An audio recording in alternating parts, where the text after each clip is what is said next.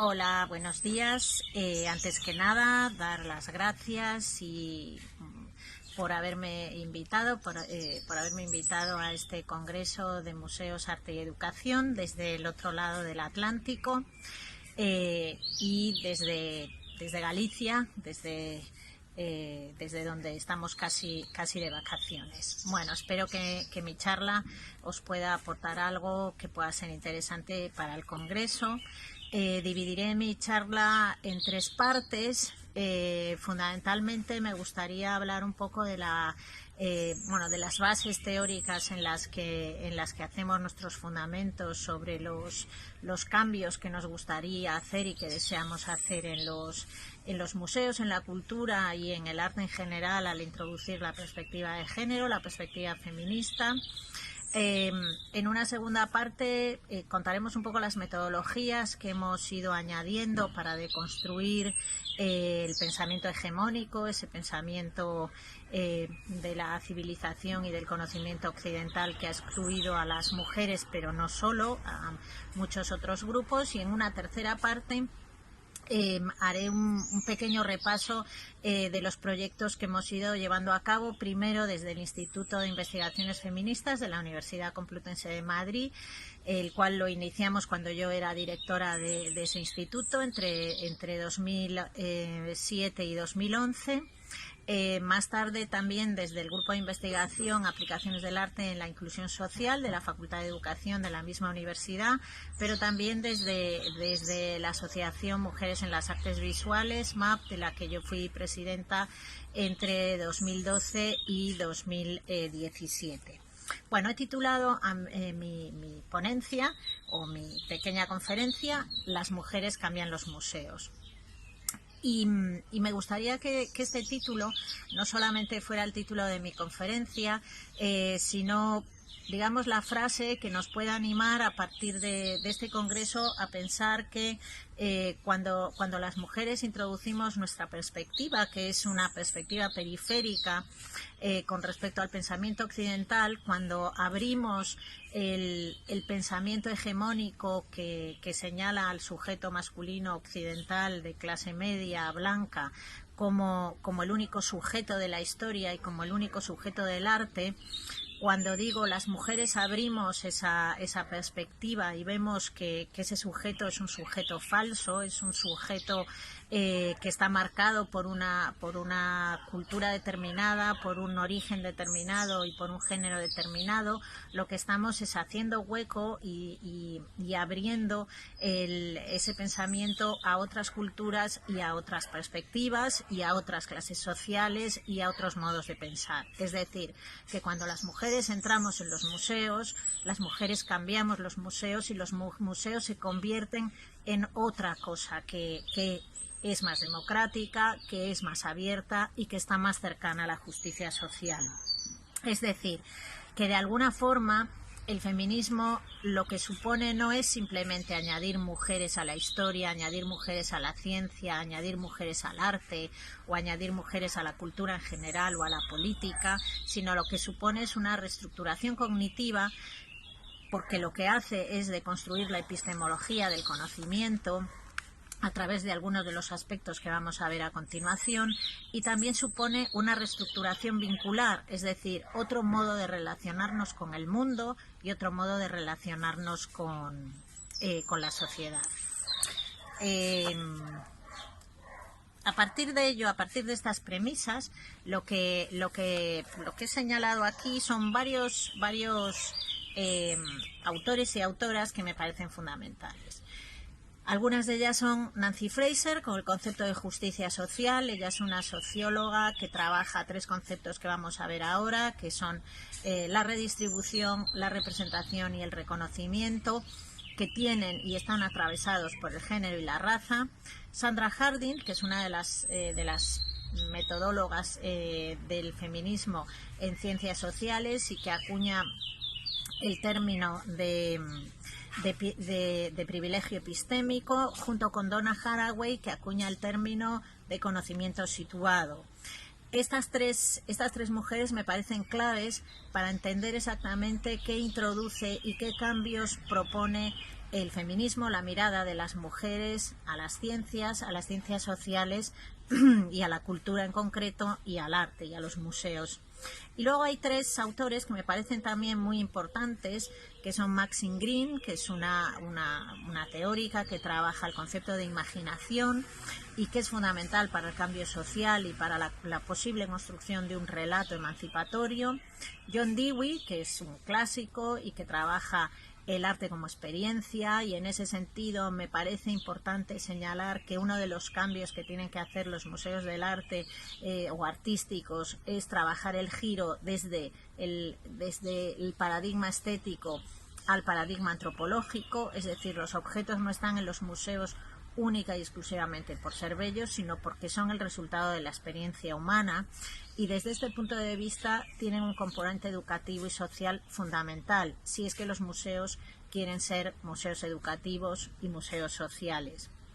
Y Donald Winnicott, que es un psicoanalista, que tiene dos términos que últimamente yo los estoy trabajando como claves dentro de la educación y dentro de los museos, que es el concepto de espacio seguro y de espacio potencial.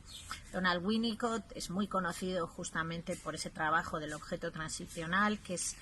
es el origen y el germen de los objetos culturales, y creo que los museos tienen que recuperar ese aspecto de trabajar el museo como un espacio potencial en el cual los objetos puedan convertirse en elementos transicionales entre el yo y la cultura. Y por supuesto hay otros autores que son fundamentales. Paulo Freire, que habla de la capacidad y la necesidad emancipatoria de la educación. Anamae Barbosa, que es una de las referentes en Brasil de la educación triangular, que nunca nos deja de perder de vista el contexto cuando trabajamos en arte, cuando trabajamos en la educación y cuando trabajamos con los niños y las niñas. La teórica feminista Celia Morós, de la cual yo me considero discípula, y que acuña unos términos fundamentales como es el genérico masculino, es decir, cómo la civilización, los museos, etcétera, hablan de un sujeto y debajo de ese sujeto no hay más que un hombre, donde las mujeres estamos olvidadas e invisibilizadas. O Aventura de Sousa Santos, que es uno de los teóricos más importantes que trabajan la emancipación y la necesidad de los cambios sociales, y Daniel Innerarity, que tiene unas claves también importantes para el cambio social y para el análisis de la cultura. Bien, a partir de ello, uno de los elementos que a nosotros nos parece, o que me parece que es interesante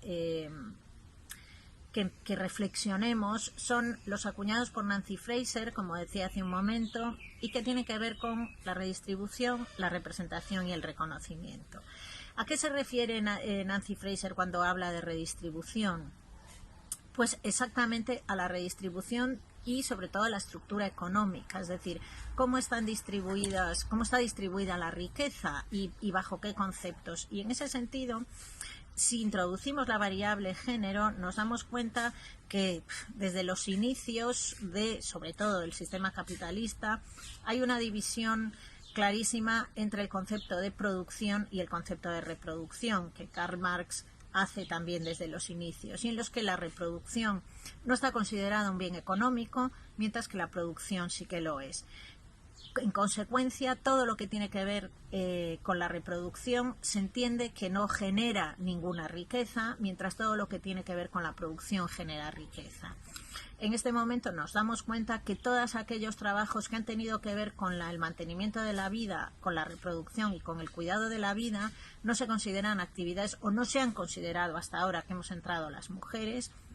no se han considerado actividades económicas, es decir, se consideraba labor, pero no trabajo, es decir, la producción de objetos se entendía que era superior, por decirlo de alguna manera, a la producción de seres humanos, a la producción, al cuidado, el mantenimiento de seres humanos. Esto ha constituido una sociedad y una distribución económica absolutamente desigual, y con una perspectiva de género, no solamente de género, sino también de clase social y también de procedencia, porque todas las labores que estaban asociadas al cuidado se han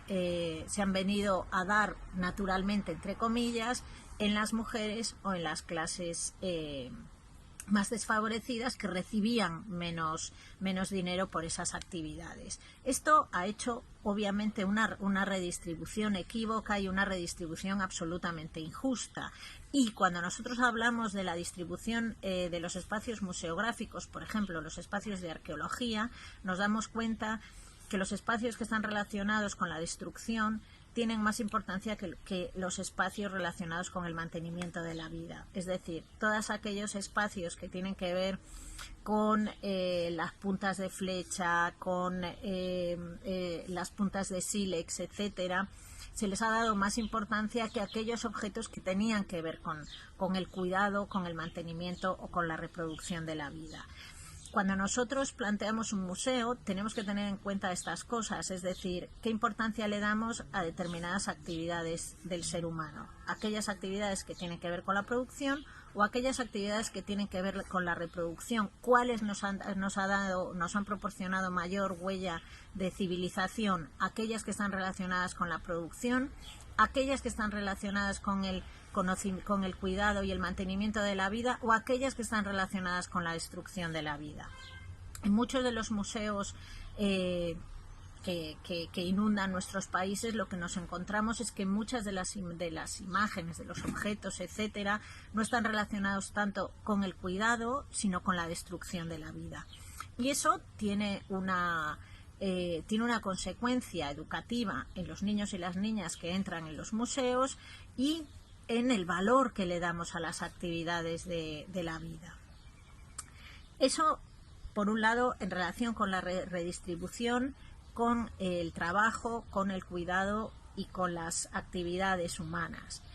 Y con respecto a la representación y el reconocimiento, Nancy Fraser señala: los grupos subalternos siempre están infrarrepresentados, es decir, en los museos, los cuadros, que la mayoría vienen además de herencias de monarquías irreales, lo que se representa fundamentalmente es una determinada clase social, con una determinada clase económica, una determinada procedencia y un determinado género, y en el que el género masculino aparece como el género detentador de poder, que marca una hegemonía y un modelo, mientras que el género femenino, de alguna manera, es una muestra de linaje o de importancia de determinado linaje, etcétera. Hay una parte que tiene que ver con la representación. ¿Por qué no aparecen determinados grupos sociales? ¿Por qué no aparecen determinados grupos étnicos? ¿Por qué no aparecen determinadas culturas que no son las hegemónicas? ¿Por qué nos acostumbramos a que no aparezcan, a que cuando vamos a los museos, si entendemos que en los museos se encuentra lo valioso, es decir, lo que una cultura decide dejar a la siguiente, o lo que una generación decide dejar a la siguiente generación, nos damos cuenta que lo que hay es una criba y un filtro que hace que aquello que no consideramos importante vaya desapareciendo de generación en generación, mientras que determinados grupos podríamos decir que están sobrerepresentados. Es decir, digamos que hay una determinada clase social sobrerepresentada, un determinado género sobrerepresentado y un determinado origen también sobrerepresentado. Pero no solamente la representación es importante, el reconocimiento también lo es. Es verdad que aparecen determinadas actividades, por ejemplo, relacionadas con la reproducción, pero aparecen como actividades subalternas, es decir, hay un concepto de valor que se le da a unas actividades por encima de otras, y es en ese concepto de reconocimiento en los que las actividades que realizan determinados grupos subalternos se consideran actividades de menos valor, con lo cual no solamente es una cuestión de cantidad, sino que también es una cuestión de calidad. Eso lo podemos ver en muchas de las representaciones, de los libros de texto que abundan en nuestros países y en nuestro sistema educativo, pero también en los espacios de los museos, que son en sí mismos espacios educativos. Creo que estos tres elementos, la redistribución, la representación y el reconocimiento, están presentes en los museos. Y además la redistribución también está presente en los museos en el sentido de quiénes son los que detentan y ocupan el poder en los y sobre todo los espacios de responsabilidad y decisión en los museos. ¿Qué redistribución hay? ¿Qué distribución hay que tenga que ver con la variedad y con la diversidad de una sociedad y de un país? Aparte de estos tres términos que nos parecen claves acuñados por Nancy Fraser con respecto a la justicia social, que lo que hace es marcar tres elementos de análisis que son fundamentales en cualquier sistema que hagamos y que de entrada tiene al género como un elemento bivalente, hay dos conceptos que me parecen claves. Uno es el feminist standpoint, es decir, el punto de vista feminista, y que acuña, entre otras teóricas, Sandra Harding cuando habla también de las metodologías feministas. Es decir, las metodologías feministas son aquellas que analizan el ámbito social, analizan las comunidades, analizan los sistemas sociales con el propósito de mejorar la vida de las mujeres, pero como hemos dicho antes, cuando mejoran la vida de las mujeres, en general se mejora la vida de los niños, se mejora la vida de las familias y se mejora la vida de los otros, en tanto que las mujeres en muchos casos hemos sido vinculadas al concepto de cuidado y al concepto también de la vinculación con los otros. Y eso abre un elemento fundamental que creo que hay que poner en valor en nuestras sociedades. ¿Qué señala Sandra Harding? Que debemos de partir de las experiencias de las vidas de las mujeres. No hay una experiencia de la vida de las mujeres, porque hay muchas mujeres y las mujeres somos diferentes entre nosotras, pero compartimos un elemento común que es la subalternidad que hemos sufrido desde la hegemonía del pensamiento patriarcal y desde el capitalismo depredador patriarcal. De tal manera que si nosotras empezamos a construir conocimiento partiendo de ese plural que son las experiencias de las vidas de las mujeres, podemos encontrar algunos elementos que han sido pasados por alto, despreciados, no observados en el conocimiento en general. Y eso lo conceptualiza con el concepto, valga la redundancia, de privilegio epistémico. El privilegio epistémico es un término marxista y que tiene que ver con que aquello que está y es periférico al poder, en muchos casos abre un elemento de análisis que es importante para el conocimiento en sí. Y voy a poner un ejemplo. Cuando nosotras desde el Instituto de Investigaciones Feministas comenzamos el análisis por encargo del Ministerio de Cultura de los principales museos españoles, que fue el Museo del Prado, el Museo Reina Sofía de Arte Contemporáneo, el Museo Arqueológico Nacional y el Museo del Traje. Cuando empezamos a trabajar con el Museo Arqueológico Nacional, nos encontramos con un ejemplo que da cuenta de lo que es el privilegio epistémico. Como ustedes saben, en el Museo Arqueológico Nacional se encuentra los principales elementos de los yacimientos arqueológicos españoles y no solo, y entre ellos se encuentra la Dama de Baza. La Dama de Baza es una figura muy importante del arte íbero y es un enterramiento que se encuentra en Baza, en Andalucía, y entonces allí se encuentra el enterramiento de lo que parece una persona prominente de esa sociedad y que además va adornado de una serie de elementos, de vasijas, de armas, etcétera, además de una gran figura de cerámica, de una figura femenina. Detrás de la figura, en la espalda, tiene un agujero y en ese agujero se encuentran unas cenizas humanas. ¿Cuál es la interpretación, digamos, hegemónica? Que nos encontramos ante el enterramiento de un guerrero de alto linaje, y sus cenizas están enterradas dentro de un simbólico femenino que significa la protección, etcétera. Y por supuesto todos los elementos, todo el ajuar que tiene al lado, pues son sus armas, etcétera. Bueno, hace unos 15 años se hizo el ADN de esas cenizas y resulta que ese ADN era el de una mujer. Y esto explica muy bien el concepto de privilegio epistémico, es decir, justamente como esos historiadores parten de un conocimiento hegemónico, no pueden imaginar que lo que está dentro pueda ser de una mujer porque debido a su presentismo o a su ucronismo, ellos trasladan la importancia que tienen las mujeres en su sociedad, que para ellos es bien poca, hacia el pasado, con lo cual interpretan que en una sociedad íbera no puede haber mujeres prominentes que estén enterradas con esos ajuares y con esa figura de protección, con lo cual toda la interpretación que nosotros hacemos en ese momento y que podemos hacer ahora cambia por completo. Es decir, cuando introducimos el privilegio epistémico, que lo único que hace es abrir otros modos, cambia la perspectiva y abre otros modos de ver la realidad, nos encontramos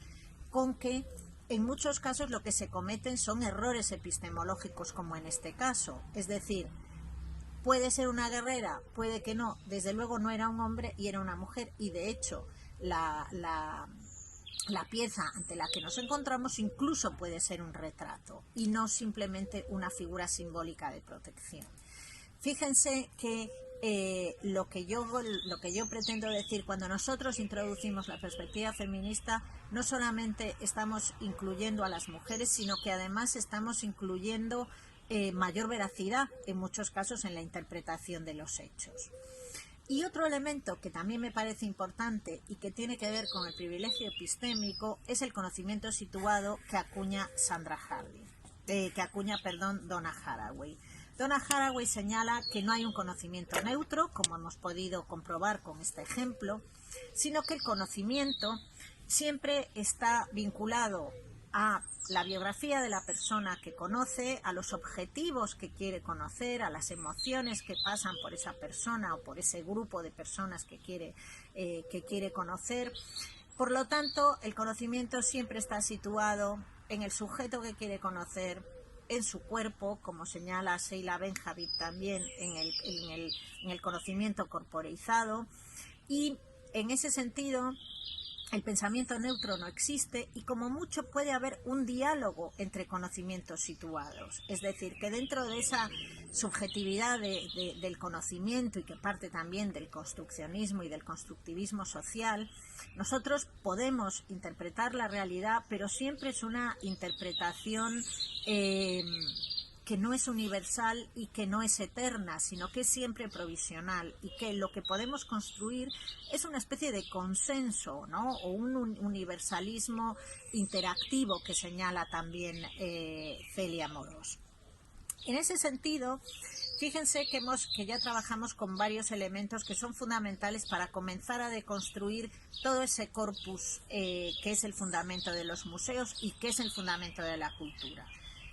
En la redistribución, el reconocimiento, la representación, cuánto de representación está reconocida y cuánto no, cuánto los hechos de las mujeres y de otros grupos no hegemónicos han sido considerados valiosos y cuáles no, aún ahora, cuántos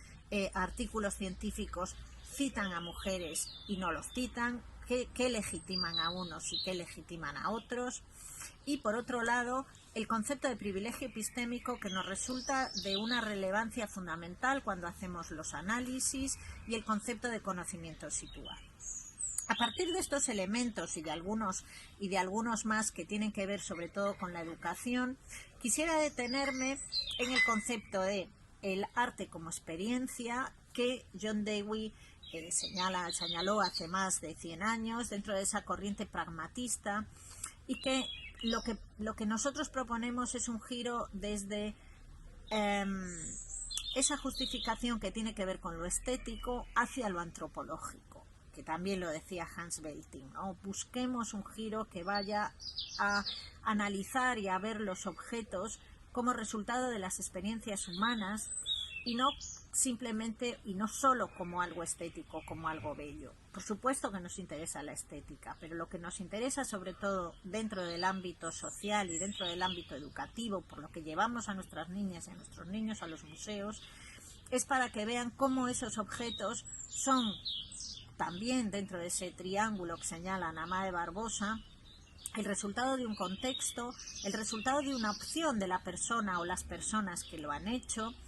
y las características de ese objeto en sí y qué nos dice a nosotros, ¿no? Toda nuestra capacidad proyectiva, toda nuestra capacidad de vincularnos también, no solamente con ese objeto, sino con el colectivo o con la persona que ha hecho ese objeto, si estamos de acuerdo, si no, qué hubiéramos hecho en ese sentido. Para nosotros creo que el arte puede tener un potencial enorme como elemento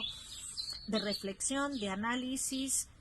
individual, de análisis social y un elemento transformador de la sociedad, y sobre todo porque nos puede conectar de unas generaciones a otras. Con lo cual creo que ese giro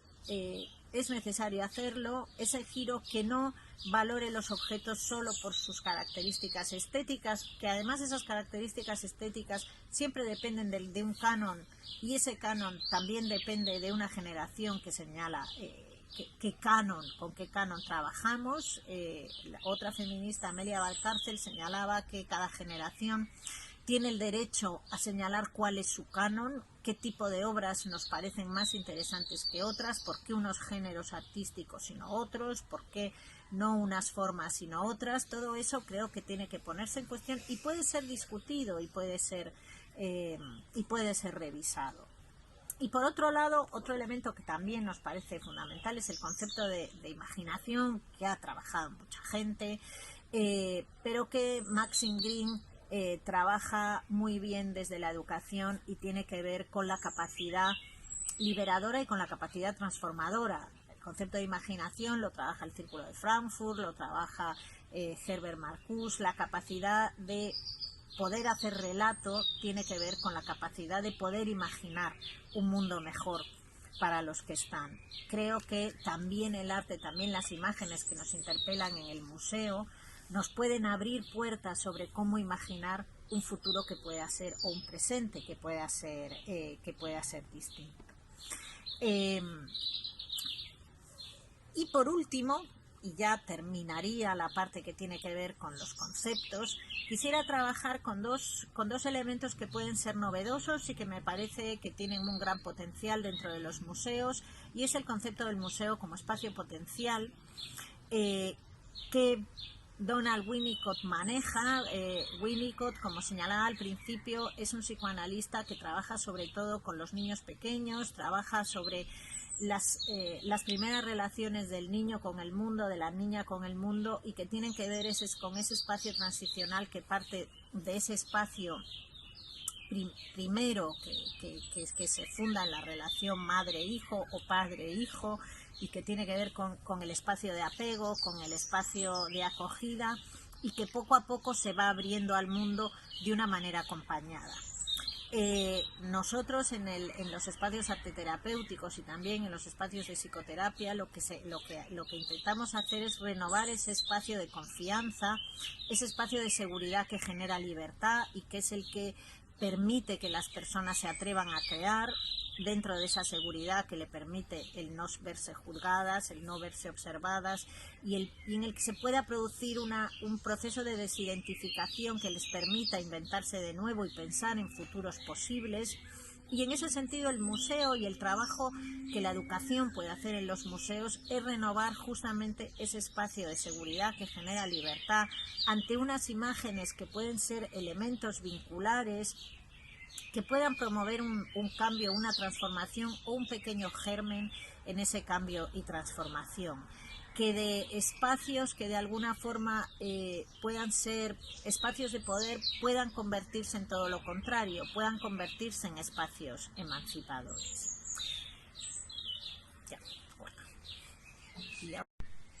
Bueno, a partir de estas premisas que he trabajado en estas dos primeras partes de la charla, Bueno, me gustaría hablar un poco de los proyectos que hemos hecho durante todos estos años, tanto desde el Instituto de Investigaciones Feministas como desde el grupo de investigación que yo coordino y desde la Asociación de Mujeres en las Artes Visuales. En 2003 nosotros tuvimos un I+D en el que queríamos trabajar la violencia, bueno, cómo se construía la violencia de género, o los constructos y los estereotipos que tenían relación con la violencia de género en los niños y las niñas más pequeñas. Y entonces comenzamos a trabajar con niños y niñas desde los 2-3 años hasta los 12, y en los que en los colegios les pedíamos que hiciesen dos tipos de dibujos, uno de ayuda y uno de lucha. Y en ellos les preguntábamos si no sabían escribir, y a los que sabían escribir que lo escribiesen por detrás, qué era lo que querían contar en esa lucha y en esa ayuda. Lo que vimos es que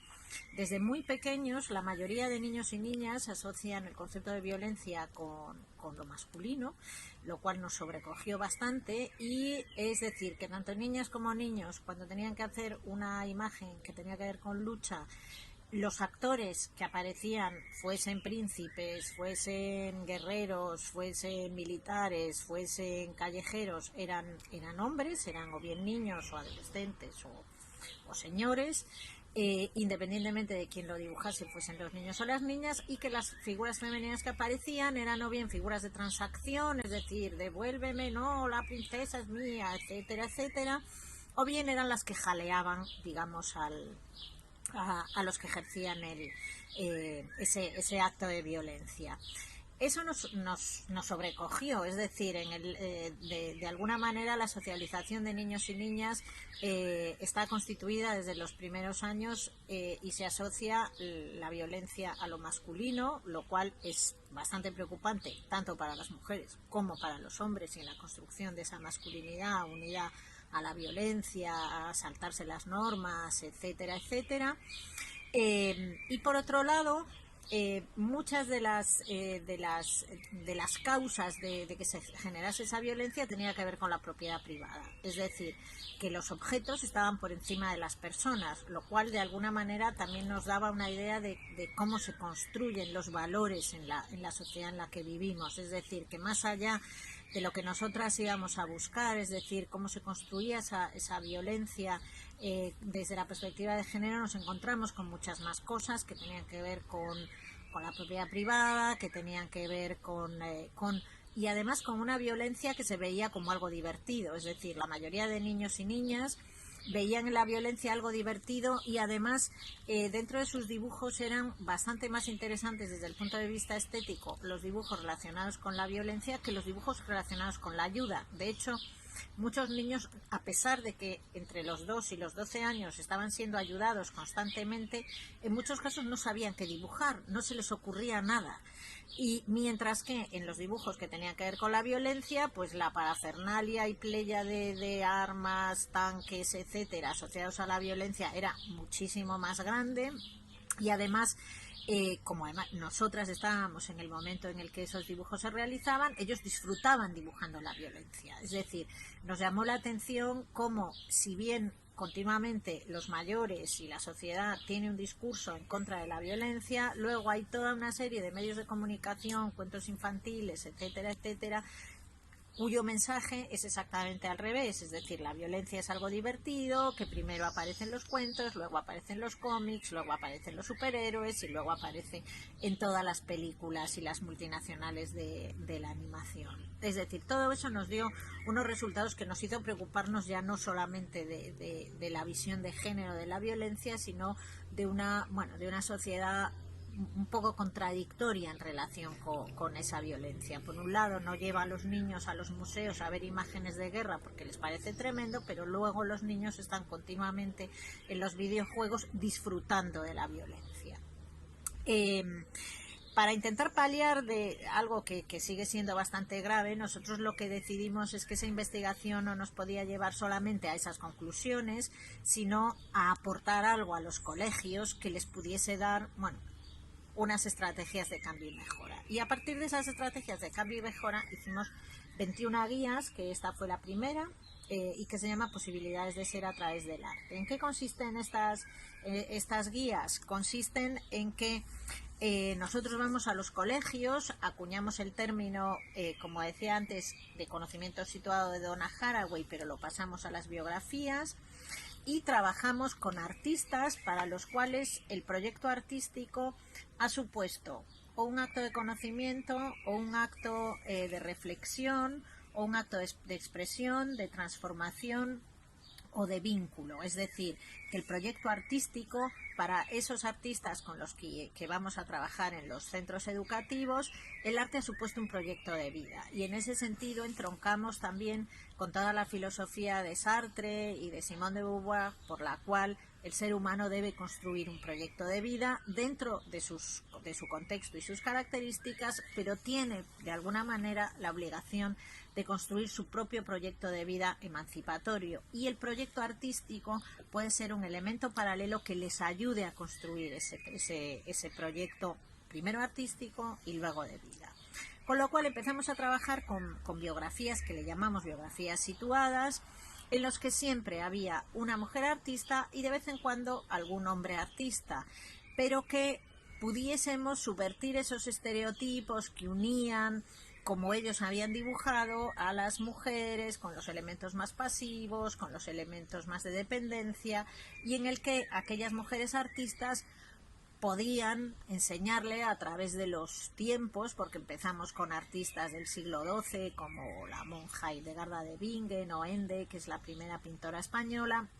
y que construye el Beato de Liébana y pinta el Beato y el Apocalipsis, en el que ella es la que construye todas esas imágenes, etcétera, o como Hildegarda de Bingen, que se imagina el mundo y ya se lo imagina redondo, ¿no? Aparte de ser una gran científica y una gran compositora de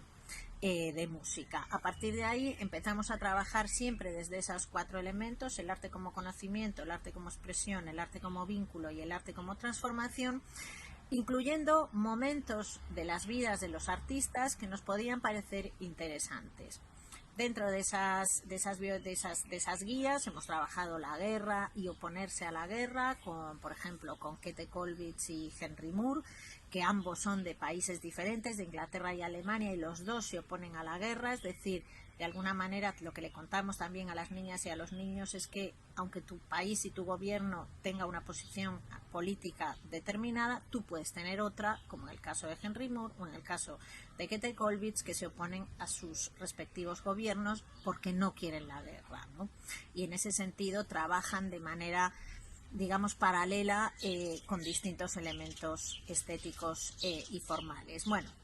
el caso es que este trabajo nos llevó a una actividad muy intensa con los centros, y además vimos que los resultados eran muy interesantes porque los niños se entusiasmaban, porque realmente creo que estábamos trabajando el arte como experiencia, y para ello en ellos se despertaba un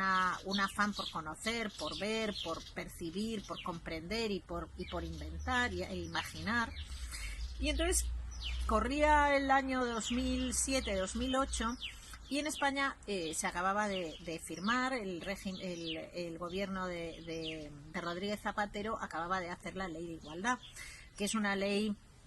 digamos, importantísima dentro del gobierno español, porque lo que obliga es a que todas las administraciones públicas revisen desde el punto de vista de la igualdad si se está cumpliendo la igualdad, y si no, su obligación, y es una ley orgánica, es decir, es una ley fundamental, su obligación es poner las acciones positivas para que ello suceda. Dentro de esta ley orgánica, el artículo 26 tiene que ver con las industrias culturales, con la cultura y con los museos, y obliga de manera específica a todas las instancias culturales que sean de la administración pública o que reciban subvenciones de la administración pública a que revisen sus presupuestos. Pues bien, nosotros nos fuimos con estas guías al Ministerio de Cultura y les dijimos que bueno, teníamos un proyecto educativo a través del arte que estaba funcionando bien, y entonces a partir de ahí este proyecto les gusta y firmamos un contrato, un convenio de investigación entre el Ministerio de Cultura y la Universidad Complutense con el Instituto de Investigaciones Feministas para analizar 4 de los principales museos españoles: el Museo del Prado, el Museo Arqueológico Nacional, el Museo de Arte Reina Sofía y el Museo del Traje, con la intención de que sean los pioneros para poderlo extender a la red estatal de museos y que las recomendaciones que nosotros obtengamos de ellos sean de obligado cumplimiento. Bueno, este convenio, que no iba dotado económicamente porque coincide con la crisis económica, sí que conseguimos un I+D, una ayuda a investigación y desarrollo del Ministerio de Educación, y entonces nos permite hacer ese análisis y trabajar no solamente para los museos, sino con los museos, que es uno de los elementos que nos parece fundamental. Es decir, creemos que los proyectos, tanto sean de asociaciones como desde la universidad, como desde los museos, es interesante que sean interdisciplinares. El trabajo que nosotros hicimos durante los siguientes 4 años con los 4 museos, trabajando mano a mano con ellos, creo que una de las claves del éxito ha sido exactamente que hemos trabajado de manera horizontal, universidad, museos, y a partir de ellos hicimos un análisis exhaustivo que ahora no da tiempo, pero saldrá, ha salido publicado en varios artículos, y en los cuales nosotros señalamos, bueno, pues que había una preponderancia fundamental de un sujeto que se entendía como genéricamente humano, pero era un sujeto masculino occidental de clase media, en el que las huellas de las mujeres aparecen absolutamente difuminadas, y en el que además aquellas actividades que se creen que han sido realizadas por mujeres, pero que si aplicáramos el privilegio epistémico a lo mejor nos encontraríamos otra cosa, están mucho menos valoradas en el museo, colocadas digamos en una situación de subalternidad o en una menor jerarquía que otras actividades o que otras obras o que otros géneros artísticos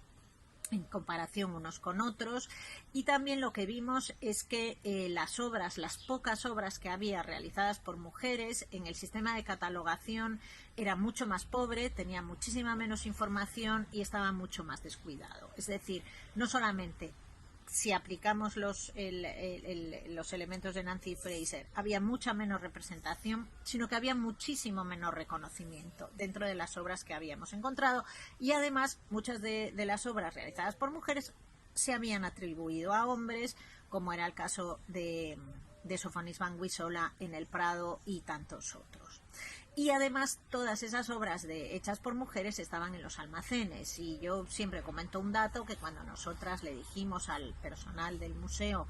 que dónde estaban esas obras y nos dijeron que estaban en los almacenes, nosotros le dijimos pues subidlas a las galerías, a la exposición, y entonces ellos nos dijeron que no podían porque trabajaban con criterios de calidad. Es decir, el concepto de calidad, que tiene que ver con el reconocimiento, estaba absolutamente sesgado desde un punto de vista androcéntrico, donde todo aquello que había sido hecho por mujeres parecía tener menos calidad. Yo creo que este trabajo que hicimos junto a otros y a los itinerarios que luego hicimos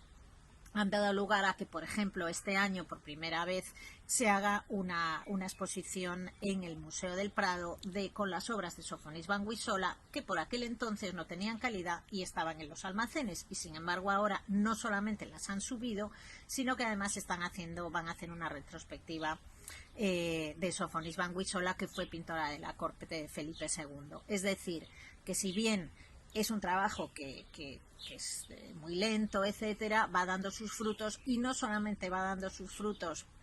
desde el punto de vista de la sociedad, sino desde dentro de los propios museos, con lo cual, en ese sentido, bueno, pues podemos estar contentas de ese pequeño avance, que creo que es un avance en la representación y no en el reconocimiento, y que tiene que haber muchos más cambios, pero bueno, algo de cambios es. Bueno, dentro de ese convenio, como les estaba diciendo, además de todo el análisis que hacemos de los distintos museos, lo que nos pide el Ministerio de Cultura es que hagamos algo a corto plazo y que tenga cierta visibilidad, y son los itinerarios. Los itinerarios que nosotros hacemos son los primeros itinerarios en Europa que se hacen desde un punto de vista de género y que se hacen en los principales museos españoles. Se hacen 2 itinerarios en el Museo del Prado, que son las mujeres, el papel de las mujeres en la corona, en la monarquía española, y los trabajos y saberes de las mujeres a través de las imágenes del Prado. Nosotros quisimos hacer otro itinerario, pero el museo no quiso. Nosotros quisimos hacer un itinerario sobre cómo la mitología en el Prado legitima la representación de la violencia contra las mujeres, pero digamos que era demasiado pronto para plantear ese tipo de itinerarios. Entonces, bueno, hicimos algunos, digamos, más conservadores que tenían que ver con el protagonismo de las mujeres en la corona. Posteriormente hicimos también un itinerario en el Museo Reina Sofía, que es el feminismo, miradas feministas en las vanguardias, que fue un itinerario que tuvo mucho éxito y de hecho se hizo un itinerario también propuesto por el museo y basado en nuestro itinerario, pero que actualmente ha desaparecido. Sin embargo, en el Museo del Prado sí que siguen las 2 audioguías con los 2 itinerarios, y en el Museo Arqueológico Nacional hicimos 2 itinerarios, las mujeres en Roma y las mujeres en Grecia, que son itinerarios que existen virtualmente en el Museo Arqueológico Nacional, y en el Museo del Traje hemos hecho otro itinerario que se llama Cuerpos Modelables, es decir, cómo el canon del cuerpo de la mujer ha ido variando a través de la historia. Es verdad que estos itinerarios de alguna manera fueron pioneros y fueron los primeros que se hicieron en toda Europa, y a partir de ello actualmente podemos decir que en España la mayoría de los museos ya tienen un itinerario en clave femenino, pero digamos que cuando lo vemos al cabo de los años, en el fondo esto es una coartada. Creemos que lo que hay que hacer es una reestructuración general de museos y no un itinerario. Es decir, nosotras no somos un itinerario, nosotros somos parte de la civilización, somos parte de la cultura, y no somos un itinerario que coja 5 cuadros en un museo. Con lo cual, de alguna forma, también el movimiento feminista se nos utiliza para tapar, digamos, las grietas y los rotos de las cañerías del sistema, pero el sistema sigue sin arreglarse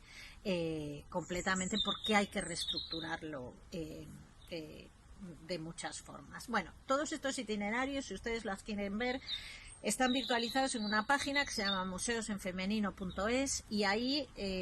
se pueden ver todas las obras, y luego a partir de ellas nosotros hicimos unos cuadernos, unas guías educativas para trabajar. Si bien estas estaban sobre todo hechas para educación primaria, los itinerarios y sus implicaciones educativas las hemos hecho para secundaria y para universidad, y están en esa web, museosenfemenino.es, y a partir de ahí hemos hecho más trabajos en colaboración con el Thyssen. Hemos hecho un proyecto europeo que se llama Diversity, y en ese proyecto hemos trabajado sobre todo con chicos de etnia gitana que no habían entrado en el museo, y de alguna manera ellos se convirtieron en guías del museo, eligiendo sus propias obras y eligiendo su narrativa personal sobre esas obras. A partir de ese trabajo hicimos otro que se llama Madrid, Ciudad de las Mujeres, en la que con la misma metodología lo que hicimos fue rescatar las huellas de las mujeres en la historia de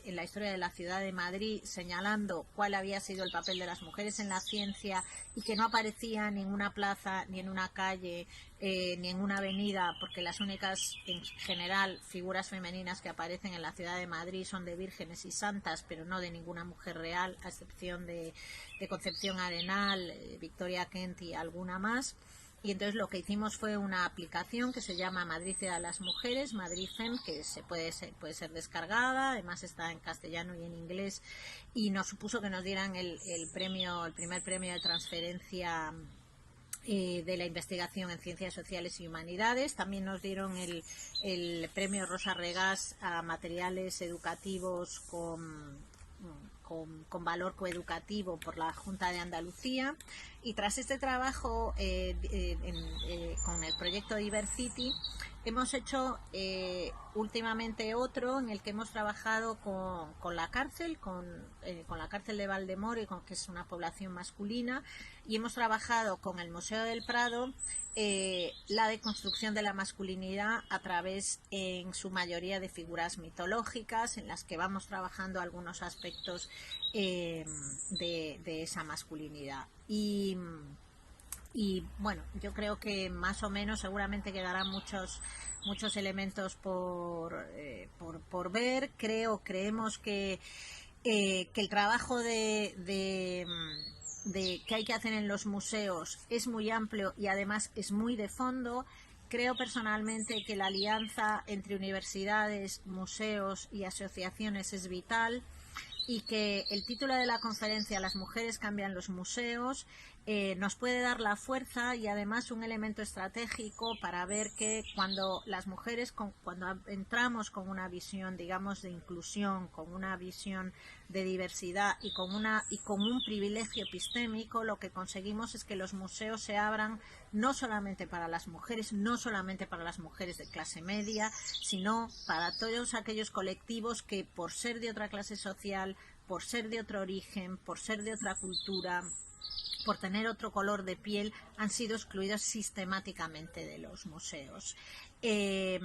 Cuando nosotros empezamos el proyecto, una de las frases que más nos impactó en la construcción de la sociedad occidental fue la de Diógenes Laercio, que decía en la época griega, en Atenas, doy gracias a los dioses, a la divinidad, por ser hombre y no mujer, por ser griego y no extranjero, por ser humano y no animal. Nosotros no queremos trabajar con dicotomías, no queremos trabajar con dualismos, no queremos que a costa de la construcción del sujeto occidental se destruya la naturaleza, se desprecien